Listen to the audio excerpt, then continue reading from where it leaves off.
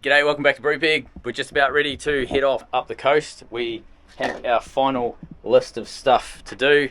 Duncan is here for about a week, so he's going to be parked up in the wheelhouse organising all the bits and bobs. Dee has logged in remotely and done a user interface update on the Victron system, so they've obviously changed. They decided the old user interface wasn't that crash hot and they've decided to put a new one on, so he's done that remotely, which is pretty cool. So let's crack into it. We've got heaps of work to do to be able to get the boat up north. Brupeg was a sunken fishing trawler that was stripped out and ready for the scrapyard. She's just completed a 10-year rebuild that's brought her back to life.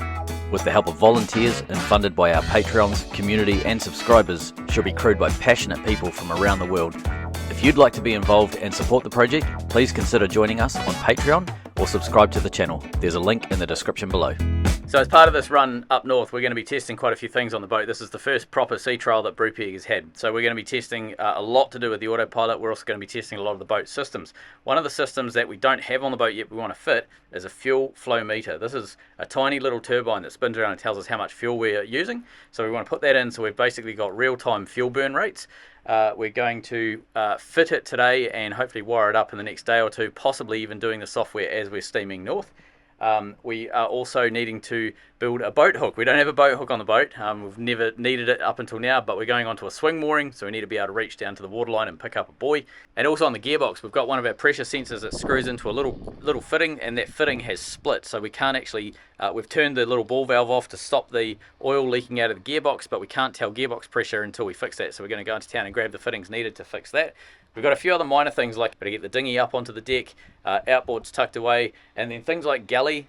The galley bench, the big long stainless bench, is not bolted to the wall. We've got to do that, and we've got to put locks in all the drawers. So there's a few, quite a few minor jobs to do, but all of it adds up to us being able to leave hopefully on Saturday when the weather window opens up. Jess, as I record this, is in town doing a provision. She just gave me a phone call. The car battery died. Last week we had to put a new starter motor in the truck, and she went and did a shop run this time, and the battery just completely kaput. So yep, that's awesome. She managed to get it started. There was a woman that helped her jump start the car and everything, but we're going to have to go and change the battery before we take the boat up north as well, because Jess is driving the truck up the coast with us. So I've stripped this down, and basically the little hose tail that was in there, I've taken that out so that I can get an adapter to fit everything together. And then on this side there's a split right there and that little adapter there, so we've got the oil closed off using this little butterfly valve here, and that obviously everything's safe by doing that, but we've got no pressure readings on anything, so we're going to take this whole thing apart, see if we can get a steel version of that to replace that little piece there. I've joined the guys on Brupeg for around a week, and that includes the steam north to Gladstone, and we expect that to take about 12 to 13 hours. While we do that, we're going to test a whole bunch of systems, one being the autopilot, testing the wings. We're going to record sea state and boat performance and see if we can demonstrate before and after we lower the stabilizers of the wings into the water. First things first, we've got a couple of days before we head off, and I just need to finish some final things with the autopilot. The first one is to connect from the nav computer through to the autopilot. I want to test that we've got the nav computer hooked up the right way for the autopilot to make sure that our waypoints are getting transmitted through, and therefore have the autopilot steer a lot of the journey itself. So having a look at the oscilloscope there, then I'm going to hit the transmit to, and you can see the data coming through now. So these are all the sequence of waypoints on the way up to Gladstone. So now I'm confident that the data is coming from the nav computer. So I think there's at least 100 waypoints, and that's what's just been transmitted through. Okay, so it's been all day. You'd think I would have made some progress. However, things have deteriorated with the ute. So the alternator is dead. We need to replace the alternator. We can't get an alternator up here for a decent price, and we don't necessarily, and we have to also replace the battery because the battery was taken down to 0 volts. So the battery's going to be toast. The alternator is toast. We're getting absolutely no current coming out of it. So we can't necessarily trust that the ute is going to be reliable from this point forward. It has damage down the driver's side. When Bert was here last, he got a kangaroo jumped out at him, and it crumpled all the panels down the driver's side. So the ute's starting to get a bit long in the tooth and a bit unreliable. So we are actually thinking of scrapping the ute, mainly because we think it's going to take too much work and too much cost to get it back on the road reliable, and by the time we do all of that, it's not actually worth a lot of money. So it's not just worth keeping that thing running anymore, so we're actually thinking of scrapping it. So tomorrow morning we will drive the ute to the scrapyard and get a like evaluation price, see how much they're prepared to pay for it, and if it's reasonable, we'll give them the ute, and then head back, and we are officially carless at that point. Managed to get our little fuel sender in. However, on the gearbox over here, the thing that I really needed to solve, they gave us the wrong fitting for this end, so I can't actually screw the sender in, which means I can't turn the engine on until I've solved that. So that's a real pain in the neck now that we don't have a car, because the hydraulic place is miles away. Right at the 11th hour when we're trying to leave, the ute has died, and it just makes things so much harder because there's a bunch of stuff that we need to go in and out of town for. We're 25 k's away from town, 30 k's away from most of the engineering shops and stuff that we need, so it's pretty hard. There's buses at the moment. We have Duncan's here with the car that he has, so but his wife Julie is driving back with the car tomorrow morning, so we're going to have no car basically tomorrow. So what's going on with the ute? So we were thinking we would sell the ute, but a while back, you can see the damage down the side here. A kangaroo jumped out while Bert was driving the truck and clipped along this side, so it's damaged this side of the truck, damaged the light here. The alternator is dead, which means the battery is also dead because no charge coming to the alternator, it flattened the battery. So we've charged it back up, it's holding charge, but that's not going to last. And on this side over here, the steering wheel on it fell apart, and I had this steering wheel here that I chucked on it. It's like a nice steering wheel, it's lovely to use, but I can't get the horn working on it because the little pointer thing at the back doesn't line up. So like overall, it's really difficult. We did buy some replacement parts, so we got new light and everything. We were gonna, get the car like up and running again, but we just don't think it's worth it. So we're going to take it into the wreckers tomorrow. It's not exactly a masterpiece at the moment. It's seen better days. Poor baby. It's at that point where the line's crossed, we have to put money into it now to keep it going. We were hoping to be able to take it up the coast with us, particularly to Gladstone and then on to Yeppoon. But it's not looking like we can do that. So Dame's taking it in with Duncan and Julie's help tomorrow to the wreckers. The wreckers said that he'd give us a price. We may not necessarily like the price, and I don't know what the price is yet. So we've got to get moving. We've got 3 days. We've got a weather window of 3 days, and we've got to get moving. But we do need to get this resolved as fast as possible. So we'll see what happens tomorrow. I just dropped the ute off to the wreckers behind me. This is all that's left of our trusty Hilux. It's been with us for nearly 7 years. That thing's been a tank of a truck, incredibly reliable. However, it's no longer reliable and it wasn't worth anything, so we've taken it to those guys. Now begins the long walk back to the boat, about 20 kilometres. Actually, that's not true. Duncan's coming to pick me up. Still pressing on. There is a mountain of work to do. So I need to make a boat hook. So I've got a long length of aluminium, and I've fitted a plastic end to it, so I need to rivet this onto the end of it to keep it on there. And then I also want to put quite a bit of goop around this so that it's completely watertight, and I'll seal that end up there so that this thing floats. Now this is a 1-inch tube. It's heavy wall, so it's 3mm or 1/8 of an inch. I've done that so that it's really strong, so we can push and pull using this long pole. So this is just a piece of cast plastic off eBay, I think it was. I would in future probably like to maybe take this off and build an aluminium version of this, but for now this is what we're going to roll with. And there's our ugly dumpling of a boat hook. Plenty of rivets. Hopefully that's not going to come loose. Alright, we are getting there. So Duncan's taking care of this lot. I'm taking care of this lot. Jess is dealing with stowing. So she's stowing most of our supplies on the boat at the moment. I've got to go down and get this, which is for our gearbox pressure sensor. Where are we? Gearbox pressure sensor mount. So let's go and sort that out now downstairs. The fishing season for a particular species opened up today, so we had a stream of trawlers passing the boat all day. So one of the issues we had on Brupeg's gearbox was we have this ball valve and then this brass manifold that we had things like pressure sensors and so on screwed into, a gauge on the top and whatever. The issue that we had to make use these little adapters, and we have since found out, we've since found out that these are not rated to the pressure that we're running. So the gearbox runs at about 250, 260 psi, something like that. These are rated to 250, and when you crank them down, they just split. They're not strong. They're good for light stuff, but they're not good enough for what we need to do. So we had to swap over to steel. That was our plan. So we got the manifold yesterday that we screwed onto the gearbox behind me, but one of the issues was our sensor and the adapter that we got, they don't go in together. They don't fit in at all. So we went back to the shop this morning to try and get the right parts, and we physically cannot get we've got multiple different options, and we physically cannot get one that will allow this 1/4 NPT sensor to screw in. So we are going to make one. We have a 1/4 MPT tap. The outside thread here, the OD thread here, is the right thread, so that screws in nice. The tap actually winds into this, and what we are thinking is, so this here winds in quite nicely, and the thought that we have is this sensor is ever so slightly over spec and it's not screwing in. We can get about one thread on the, when we screw this in, we can get about one thread if you really work at it, and that's just not going to work because we've got 250 psi of pressure. That's just going to leak every day of the week. So we are going to, we went and got a tapered 1/8 MPT tap, and we're going to basically just tap this out, wind it in a bit more, and just open it up ever so slightly so it will fit. And the reason we're going to modify the fitting to fit the sensor that's potentially out of spec is because we have about 10 of these on the boat. So if we ever need to change it, we want to have this modified so we can just swap sensors in and out. And this is just a cheap, like $6 part. So if we ever need to go back to a sensor that's in spec, we can just take this out and put a new piece in. So that's our solution for right now. We are definitely cutting. See if that's given us enough. God, you're so close. Okay, so I'm getting like a bite more.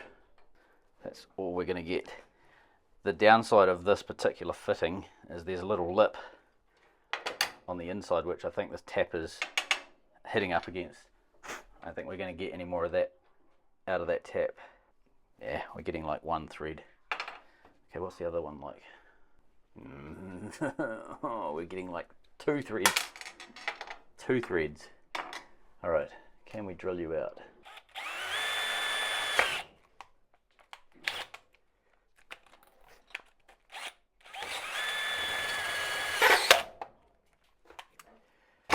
Disappointing.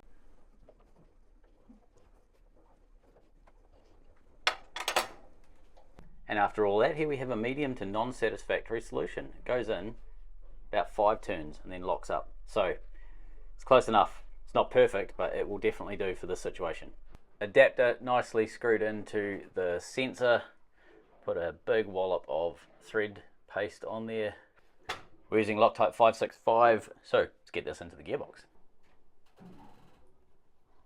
Lovely. In you go. That probably needs to be tightened. Right, and you are the round plug. Right, and we're just waiting on one more sensor to fit in. That's going to go in that one there. We'll rotate that round when we finish, but I'm going to wait for one more sensor to go in there, and that'll go onto that plug. Right, that's that one there done. Alright, just had lunch. Last few jobs to crack on with now is drill and bolt wing pins. I'll do some of these other things a bit later on, but for now we need to get the wings so that they're completely finished. So you can see I've got a hole in the end of that pin where I can put a bolt in. I actually need to do exactly the same at this end. So on the other side I ended up welding a washer onto the wing itself, onto the pin itself, so that you can only take it out by basically going forward. However, it's very difficult putting those washers in. You have to get quite a large washer, and then you have to shave the bottom off so it fits, and it's a bit of a pain. I can achieve the same thing by basically putting a bolt at this end. So essentially this pin can't come out either way. So that's all I'm going to do for today's trip.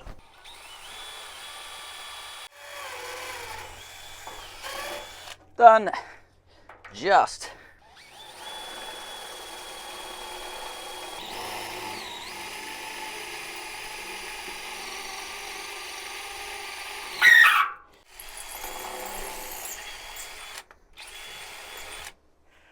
Done. All right, I have 2 new bolts. It is incredibly windy out here today. I need to cut these down to the right length, and don't cut them too short this time. I made another one of my grinding jigs to trim these bolts down to the right length. The hole's a wee bit sloppy. It was a hole saw. It's the only thing I've got that's even remotely close, so I don't know how good this is going to turn out. We'll find out. All right, came up pretty good, and when you measure it off the back end of the bolt, I need 75mm, and I got bang on 75. So it's easier to measure it that way. I forgot to say this in the last video that we showed this. It's easier to measure it like that than it is to measure it like that, because it's always a little bit subjective when you do that. But by doing that, you know it's bang on. I'm just going round, I'm doing the last sort out of things. It's been 10 years, so there's a lot of stuff. So working through what we need to keep, what we don't, the final cull, and making sure that everything is held tight and it's not going to move around once we go out the heads. We're just wiring in the fuel flow sensor. It's very close to the sensors for fuel filter pressure out, and fuel filter pressure in, which is over on that side there. So basically just backtracking along the loom to the point where we can route the whole lot back to the control box. The difficulty I had is I unplugged the plug from this pressure centre here, and one of the silver pins just fell out, so it was never clipped to the wire in the first place. So whether we've been getting a bad reading, it didn't seem like it, so it might have been just making a connection. Yeah. But mechanically, clearly no good. So I've just had to replace. So I'm just finishing that off. We're organising for the cadets. We're doing a little tour for the Harvey Bay group, and we're not going to video that. Yeah. They're just here for the weekend, but we want to get them through the boat, so they're coming this afternoon. And the car's gone. And we're doing an order, last stock up of food and so on. I was expecting to do a stock up today in the car, so we're now having to learn fast. We had it all planned, and So then... you can pay a little bit and they deliver, so that's what we're doing. Yeah. And I think a moment's silence for Fuzzy Ute. That's right. Alright, that's enough. I'm just going up to get our food. Well, this is the trolley that we found. I think this was like $40 or something at the local auction place in town. So this is our food trolley, our heavy stuff trolley.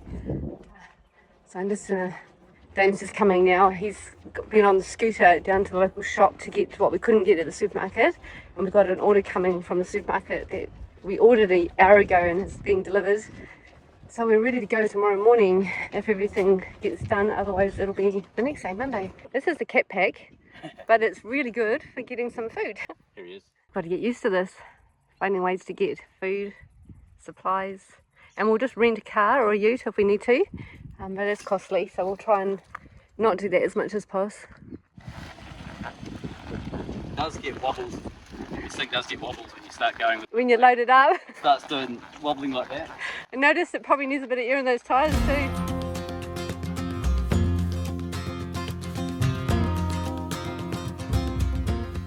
Dunk is back in the box of mystery. What are you up to over here? Back in my box. Tidying up cable. So we've got the new wire coming in from the fuel flow sensor over there, so it was quite an exercise routing it through here. Yep. So now basically starting to bundle up all these things, A for neatness, but B just to try and prevent any vibration damage there. So I'll bind all these together. Yep. These blocks are now glued and tied down. Yep. And with the new fuel flow sensor, this is all this wire here, that'll come through to a digital input. Yep. And much the same way as I did for the tachometer, I'll have a little program that counts pulses from the fuel flow sensor, and we'll get fuel flow from that. So there'll be a little bit of programming this afternoon for that one. Nice. We have some cadets from Harvey Bay, which is about an hour and a half south of where we are right now. They're actually coming up for a camp at TS Bundaberg just over the back here. They're here for a couple of days, like it's Saturday now. They arrived last night, they're here till tomorrow, Sunday. We are potentially leaving at 3 a.m. in the morning, and we're going to see if we can get those cadets through the boat before we do. So we're doing a bit of a mad dash tidy up to make sure the boat's all ready to go. We'll get the cadets through in the afternoon today, and we've got the final provisions on board the boat. We're pretty much ready to go, so we're just doing like a big tidy up of everything before we go to sea. So fitting these drawer locks into the drawers here, they work quite well, but to fit them I basically screw one side on, and then I'm using literally iodine because it's nice and red and shows up well on the other side of the timber when I put the drawer in. Bearing blue would be really good, but I don't have any bearing blue, but basically that's how I'm transferring the measurement across to the other side. So iodine there, push the drawer fully shut. Let's just square that up, push the drawer fully shut like that, and then we end up with a pretty good mark over this side to mount the other piece. Yep, load on the boat. So while the rest of this work was going on the boat, while we were preparing for the Harvey Bay cadets to get on board Brupeg and have a tour of Brupeg before we leave, Dee was still logged in remotely to our Victron system, and he was doing quite a lot of updates. We've been having a fair bit of trouble. We mentioned previous episodes about our shore power pulling too much power and tripping the breakers all the time on the shore. Dee had a few ideas to play with, and he was remotely logged in to see if he could get this happening. So while we were doing all of our work, Dee was doing his work. So here we're turning on all of our high load appliances, so air conditioners, kettles, toasters, ovens, everything like that, cooktops, to basically load up our inverters and see if we can get our shore power to go well over what it should do, and see if the Victron system was going to limit itself. It did not. we still have not solved this issue. So we're just about ready. We've cleaned the bejeepers out of the boat, so everything's kind of in its spot now. Last thing, so we were thinking of leaving at 3 o'clock in the morning, so it's Saturday right now. We're thinking of leaving at 3 o'clock in the morning on Sunday, but the weather window is holding open till Monday. So what we are thinking of doing is going out tomorrow for 2 hours just to basically do a final check of everything, and then we're going to crack off at 3 a.m. We're going to head off to Gladstone, and the reason we're doing that is so that we arrive no later than 4 p.m. or 1600, so that we've got daylight as we're coming in. It's a completely well lit channel. We don't have to worry about this stuff, but we're just doing it as a for good measure.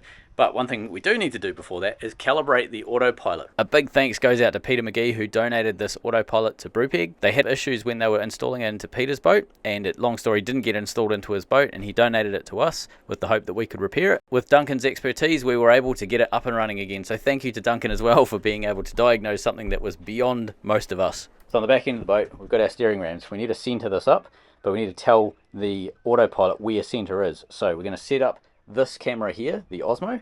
We're going to look at it on my phone, and then we'll be able to see whilst we're in the wheelhouse what the rams are doing. This is our setup, a little Osmo looking straight down. You can kind of see that's basically where it's looking down there. That aluminium bar we've put across there, that allows us to see where horizontal is, so we can get this here to start matching up with that bar. That's going to tell us where exactly center is for the rams, and then the rams, we can also see both of those on the Osmo screen. And we can see this screen from the Osmo on my phone when we're up in the wheelhouse.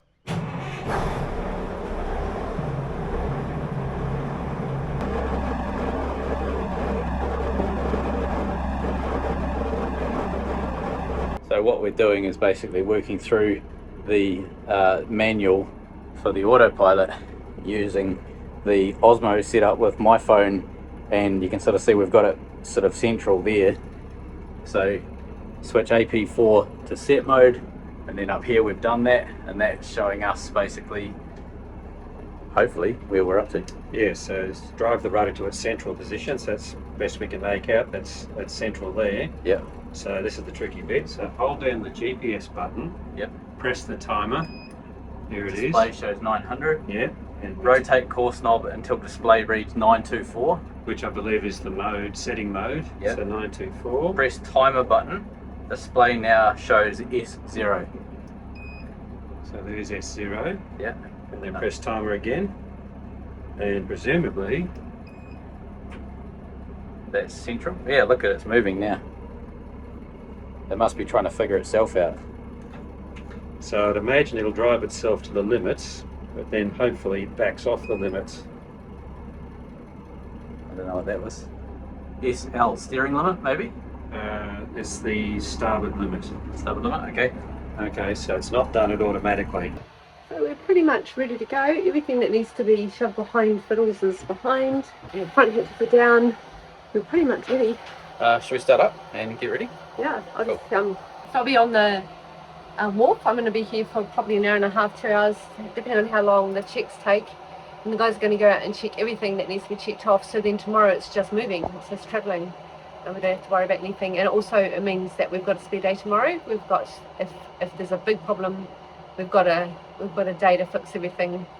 And then the absolute last day we can travel is the day after, but we're hoping to go tomorrow. The only doubt I have is the stowage in the engine room. I'm not sure that everything's going to stay there, but it's a really calm day. They're just going straight out, so there's not a lot of issue. Even the swell is really low. We've chosen the time to go when it's really low. No storms in the last couple of days, so the seas are nice and flat. It's just tuning, or if a big boat goes past and causes some wave or something. But we'll have a good time tomorrow. We've got 13 hours to check how well things are stowed, and we'll run around and fix it if it's a problem. You all ready? Crack on! Crack on. Yeah, let's do it. Alright, so we're ready to go. We're going to fire the engine up and start our testing, get the stabilisers down and go and see what she does as a boat. You guys should know the drill by now. Coolant, hydraulics of steering, engine oil, clicky click for grease, plenty of gearbox oil, electrons. Right, Brunette, rev counter, power, start.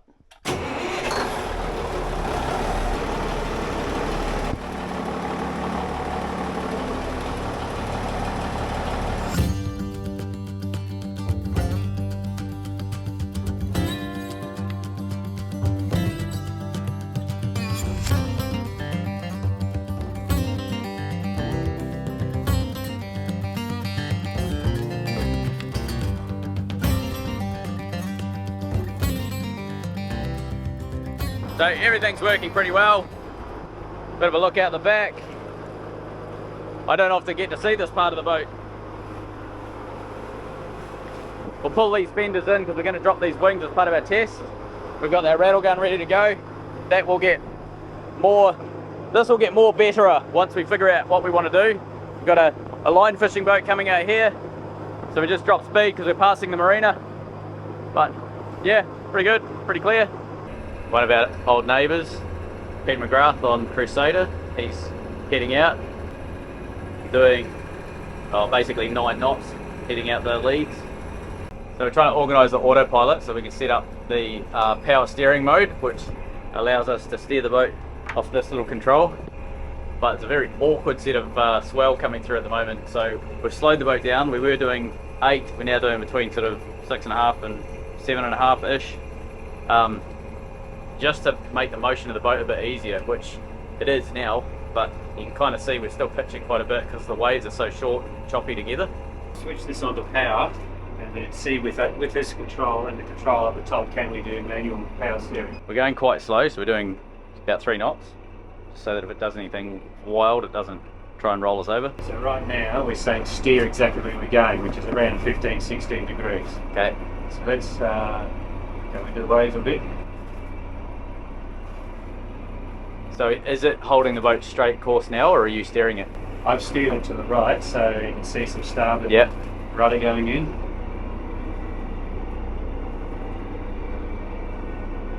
Through. So that green light is basically showing the autopilot's trying to take the boat to starboard or to the right. So while Duncan's sorting that out, he's got the wheel, he's got the bridge. I'm going to go down. Radar needs to be aligned. You can see the radar's not lining up with the shore here.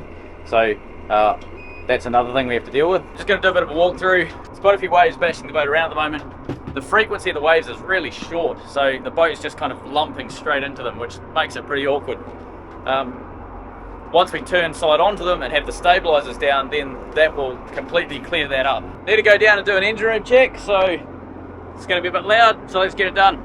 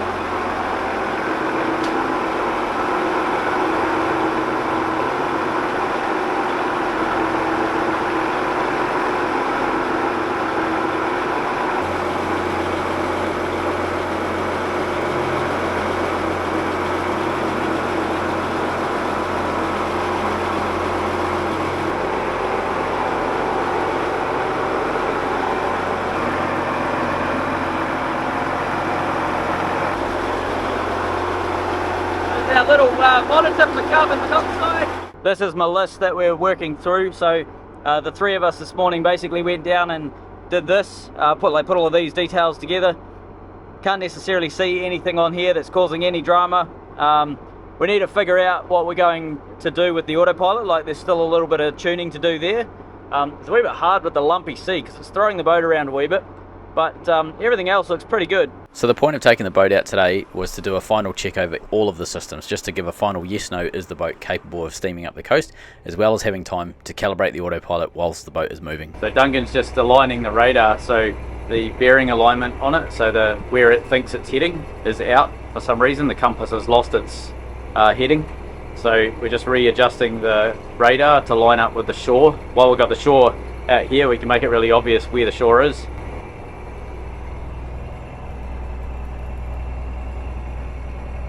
Show you some video without any stabilization, just to give you an idea of how much the boat doesn't like swell on the quarter.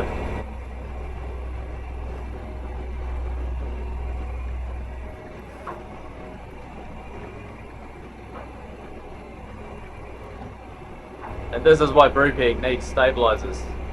It's pretty common for boats like Brupeg to roll around in like awkward seas. They're not big seas, they're just really awkward. And it's pretty common for a boat like Brupeg to roll around, and that's why they have stabilizers on them to deal with that. So just giving it a bit of a push.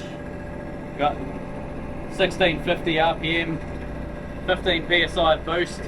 So we still need to adjust our throttle cable because it's not quite right. We should be getting 1850, another 200 RPM and 22 pounds of boost. Ignore the speed, 8.1 knots. The boat does faster than that when it's going flat out. It's just that we're going against tide. At the moment the tide is running out, we're going against it, so partly why the waves were lumping up so much back out there. Just a really awkward and uncomfortable sort of wave distance between the tops of the waves. We just also wanted to give the boat a bit of a burst at full speed to clean the motor out, clear all the carbon and rubbish that sort of settles in motor over time, but also just to find out if we need to adjust our throttle cable more, which we do. Overall though, our numbers are looking pretty good. Coolant temperature, so this is currently what we can get out of full power. It's not full power because the cable's too short, but we've got good coolant temperature. Pressures are all good, exhaust temp's pretty good, everything's looking really lovely. Tide started to back off where we are, so we're doing 8.7 now. We picked up another knot, so there's obviously a knot of tide where we were out there.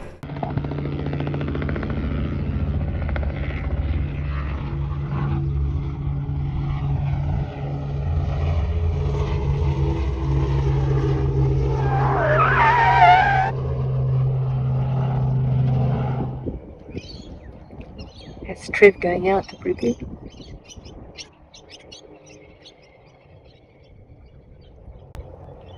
End of an era. Working together. He's going south and we're going north soon.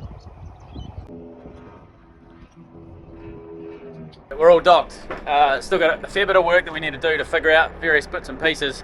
But let's go shut the engine down so that we can have a bit of a debrief, figure out what's next.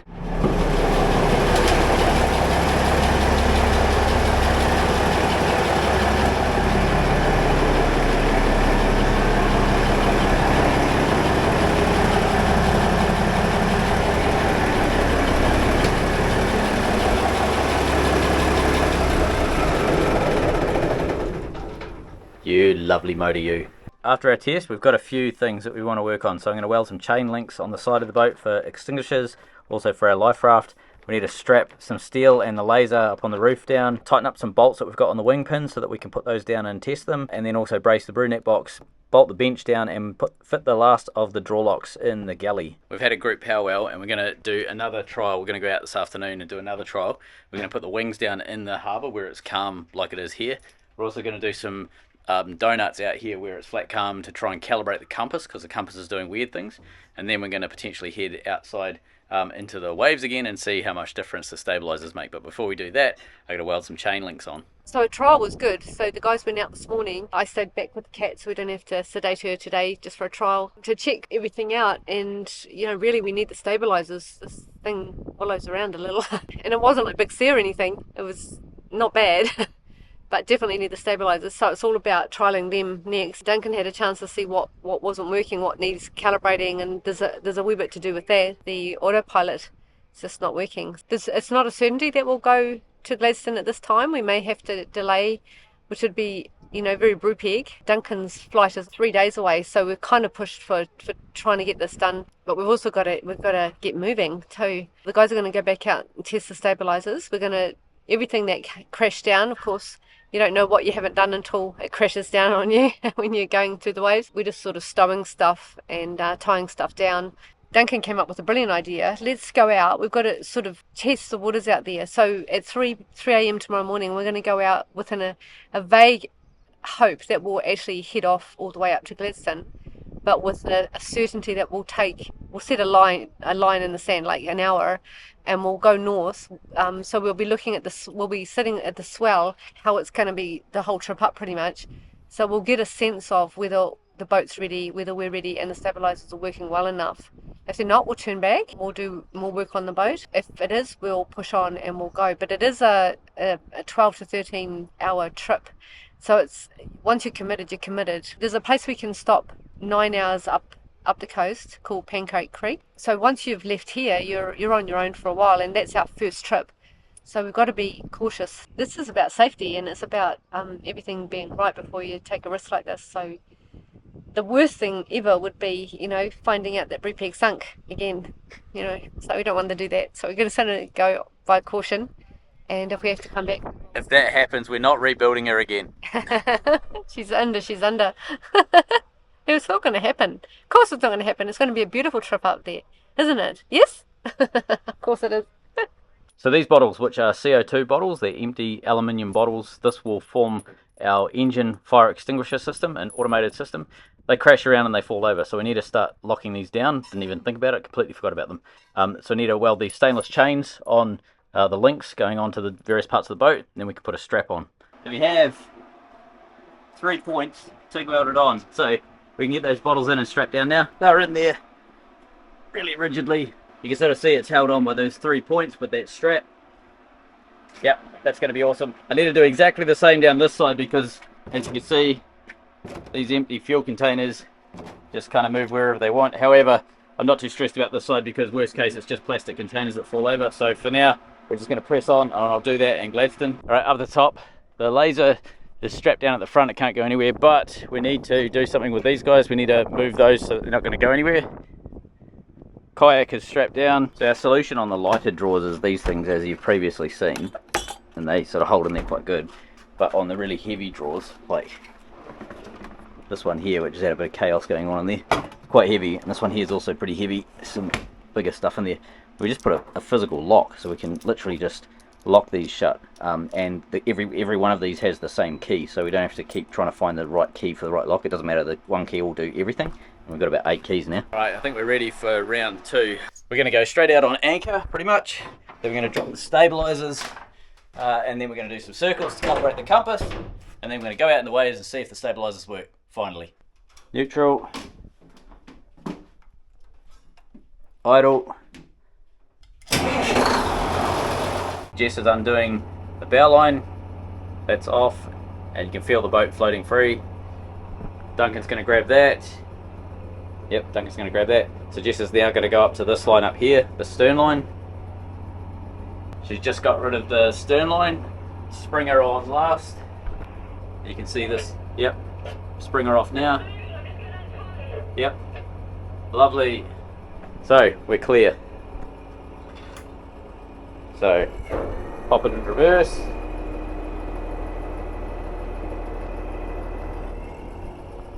So we're very much low tide, so we're spinning around. We've got 2.2 meters under us, 2.3 meters. Pretty low for this area anyway. We've been in worse, but this is quite bad. So we've just dropped anchor. We're basically in the middle of the river here. We're just throwing the anchor in. So we've got our winch, we've got our anchor brake, which is basically that connected with dyneema to a hook. And then you can see our anchor is just sort of dangling straight down, but we pulled on it in reverse. Make sure she's bit in. She has, so holding really nice. So let's get these wings down. No time to worry about the past. Await the future to come at last. This time tomorrow I will be gone. A fading memory forever worn. Alright, so we've got one bolted down hard, and then over this side here we've got the second one bolted down hard, but it's a wee bit hard to get to because of all the stuff down the side deck at the minute. But basically nipped up with that. Right, let's go and test this thing. High speed turning. I've not actually experienced the boat doing this. So I think if we do 3 15-second orbits, Yeah, okay. and let's see if they... Right. So the issue we had earlier in the day with the radar losing its bearing and then the display of the radar being completely off from the chart was because the compass had lost its bearing. So one of the ways to fix this is to do multiple circles in the boat, and they have to be quite slow, so this is what we're doing here. We've sped it up so that it's not so boring. So what we're looking for on our nav screen, that's our boat. You can see this out here. This is where we're pretty much heading at the moment, and that's where the software thinks we're heading. So we need to get the two correlating, and that's doing these circles allows the compass, there we go, it's starting to get better. Doing these circles allows the compass to basically figure out what's true and what's not, and any weirdness within the steel structure if it's changing any of the compass readings. So what I'm hoping we might start to see is that swinging around. Yeah, it's getting closer and closer, right? Yeah.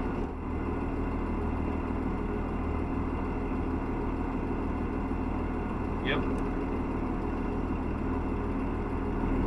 It's just lagging us a little bit. Yeah. Those wings are awesome.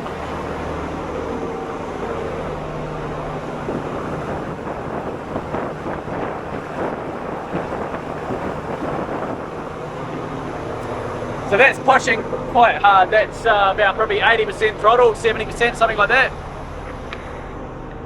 Alright, so we're going to go out into some waves and see what the wings do, but before we do that, I'm going to do an engine room check.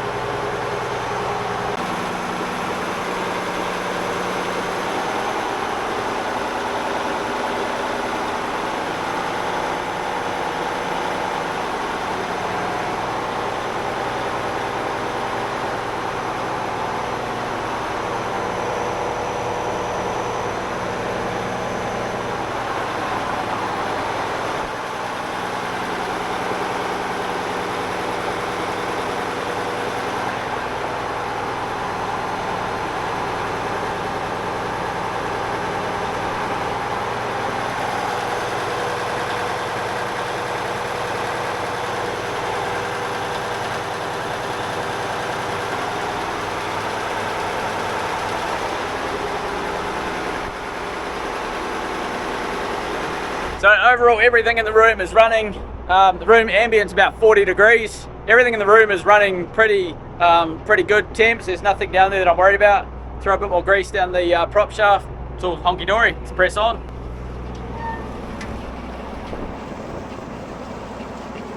So that's cruising through the water at about 8 knots, something like that. Pretty lovely. So this is side on to the waves. Admittedly, the waves have dropped off. This is just the slop that's left over from this morning. So there's about a 1 metre, at most a 1 metre swell, probably half metre swell. And we're trying to put the boat in the most awkward spot, so we've got it side on to them. And you can see the bow pitches up and down, but she just doesn't even go left to right. It's fantastic. So we're fighting the tide a bit here. If you can sort of see the guys on the screen here, they're struggling a wee bit to get the stern line on, and the boat's not coming in very tight. And it's because the tide is actually pushing from the back of the boat forward, so it's really an awkward tide. Bit of a mission, but Jess and Dunk got it done. With the testing done, it's time to start loading the boat ready to leave. It's a tiny boat. When you turn the boat, it leans or anywhere is fine. Well, we've got to clean up the back end before we can put it on anyway. Trev, as always, helped us out hugely to get the boat ready. Thank you so much, Trev. You made some friends while you're here, baby. This is what she does every night.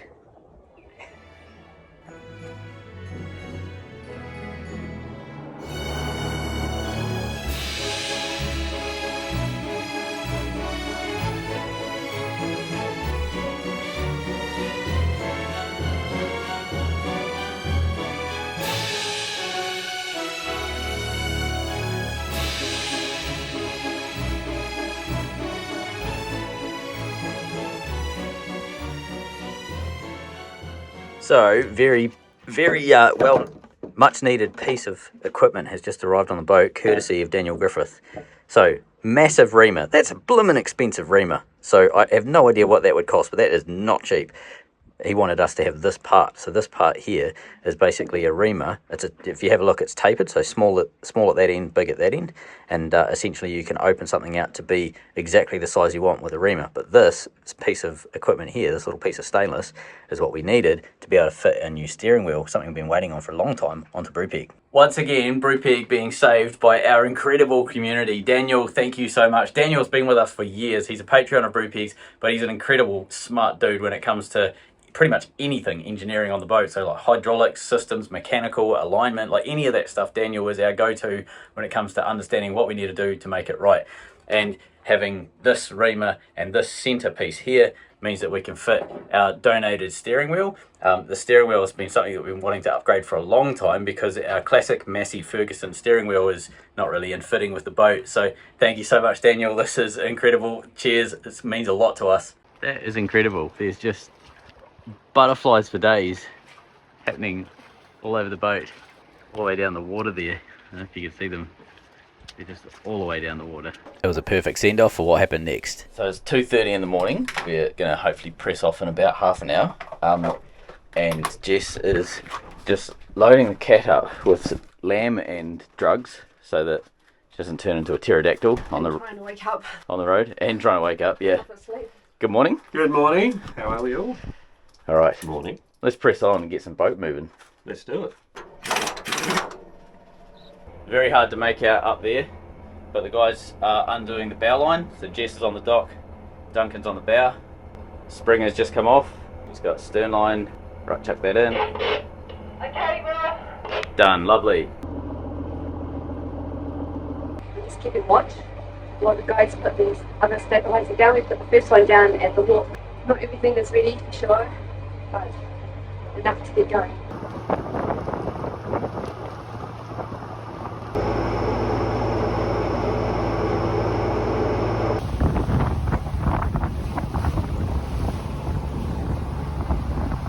You can kind of see the conditions out there is quite benign. That's the next episode when we take Brupeg on her first coastal voyage. Next episode, we say goodbye to Bundaberg and we let you know how we get on. See you then.